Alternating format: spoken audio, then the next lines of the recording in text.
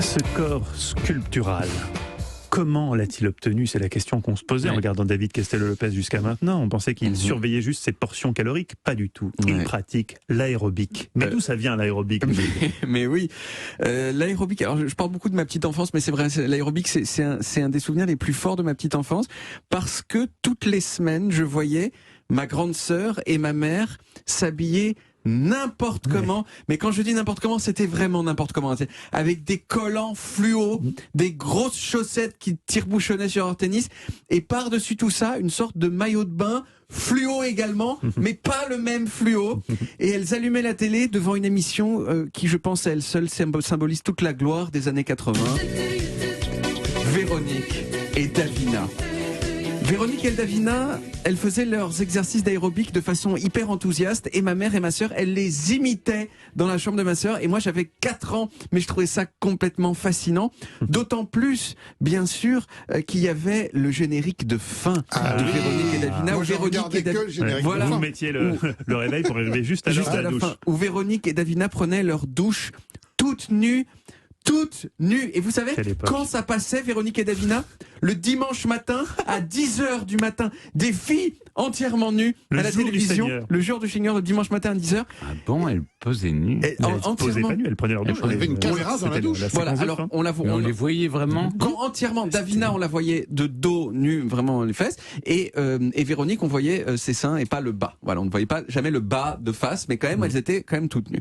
Et donc, en souvenir de ces moments, je me suis dit que ce serait bien de savoir depuis quand ça existe l'aérobic. Alors, ce qui est sympa, c'est qu'on le sait très bien parce que ça a été inventé par un monsieur à un moment précis. Voilà. Et ce monsieur, il s'appelle Kenneth Cooper. Kenneth, c'était un colonel de l'armée de l'air américaine qui était aussi médecin, et il s'est intéressé assez vite aux différences qu'il voyait entre les soldats en ce qui concernait leur capacité à faire des efforts physiques prolongés. Il voyait par exemple des types très musclés, mais qui s'essoufflaient super vite quand on leur demandait de courir. Et il a été un de ceux qui ont déterminé que ce qui faisait qu'on pouvait courir longtemps, c'était surtout la capacité de notre corps à bien utiliser l'oxygène qu'on respire. Et qu'une des façons d'augmenter ça, c'était précisément de faire de l'exercice qu'on dirait aujourd'hui cardio, c'est-à-dire des exercices longs. En 1968, il a publié un livre qui s'appelle tout simplement Aerobics. C'est lui en fait qui a le terme utilisé, mais il était vraiment scientifique et complètement obscur, et c'est lui qui l'a inventé, surtout parce qu'il a mis un S à la fin. Et son livre, il décrivait ses principes en même temps qu'il donnait des exemples d'aérobic, donc à faire chez soi. Son livre, ça a été un très gros succès, comme la plupart de ce que je dis, ce dont je parle dans mes chroniques, hein, souvent des succès, sinon on ne ferait pas des chroniques dessus. Et surtout, ça s'est inscrit dans une prise de conscience à cette époque-là d'une réalité qu'on avait découverte autour des années 50, dont j'ai déjà parlé dans cette chronique, à savoir que l'exercice assez intense, c'était bon pour la santé. Avant, on savait pas. On disait, l'exercice, c'est cool, c'est sympa, ça permet d'avoir un beau corps, mais c'est pas un truc qui augmente votre espérance de vie. Mais à ce moment-là, quand le livre est sorti, l'aérobic, c'était pas encore cette danse intense qu'on faisait en souriant. C'était une liste d'exercices qui avait un peu le même effet, mais qui était un peu chiant, vous voyez. Celle qui a inventé la danse aérobic, c'est une dame californienne qui s'appelle Jackie Sorensen. Jackie, elle avait lu le livre de Kenneth Cooper, et elle s'est dit, attends, on pourrait rendre ça plus fun.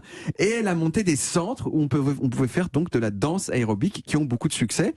Mais à partir de 1982, elle a été doublée par quelqu'un qui est aujourd'hui infiniment plus connu qu'elle, et qui s'appelle Jane Fonda. Ah, Jane Fonda. Et oui, c'est Jane Fonda qui a lancé le Jane Fonda's Workout, des VHS avec des exercices d'aérobic qu'on pouvait regarder chez soi et qui ont marqué une génération de gens partout dans le monde. C'est bien sûr Jane Fonda qui a influencé Véronique et Davina en France, et ma mère et ma sœur quand j'étais petit. C'est rigolo d'ailleurs de voir que tout ce folklore-là concerne principalement des femmes. Il y a pratiquement que des femmes dans les vidéos de Jane Fonda et de Véronique et Davina, avec parfois un mec derrière tout seul. On le voit dans les vidéos. Voilà. Bernard Tapie a été dans les vidéos de Véronique et Davina, bien sûr.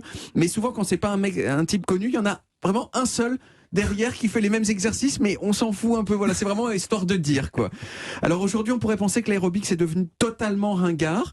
Mais peut-être pas complètement. Bon, déjà, vous savez que les années 80 vivent depuis quelques années une merveilleuse ressucée universelle.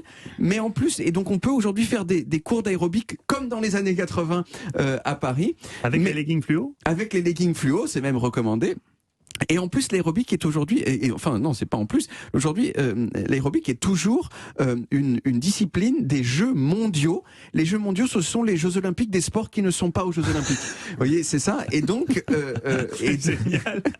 et donc en 2022, il y aura encore une épreuve d'aérobic aux Jeux mondiaux. Mais comment on juge alors c'est le type qui peut le faire le plus longtemps ou... Non, c'est pas. Il y a un aspect chorégraphique. Vous voyez, c'est à quel point vous avez été inventif dans votre danse. C'est dans votre danse d'aérobic, quoi. En tout cas, l'aérobic, ça a l'air d'être très très bon pour la santé, puisque Kenneth Cooper, l'inventeur, il est toujours vivant. Ah ouais. Il a fêté ses 90 ans cette année. Véronique et Jane Fonda est encore Jane Fonda aussi. Et sublime. Et Véronique et Davina. Encore, elles existent toujours. Davina, elle est devenue moine bouddhiste. Et Véronique, elle a continué à s'investir dans le fitness. Et elle a même été chroniqueuse fitness sur Europe 1 en 2016-2018 dans l'émission de Jean-Marc Borgny. C'est dire s'il y en a toujours eu les meilleurs sur Europe 1. Ça fait vraiment plaisir. Eh bien, merci beaucoup, David. On retrouve les origines en podcast sur toutes les applis audio et en vidéo sur YouTube et Dailymotion et évidemment sur le site europe1.fr.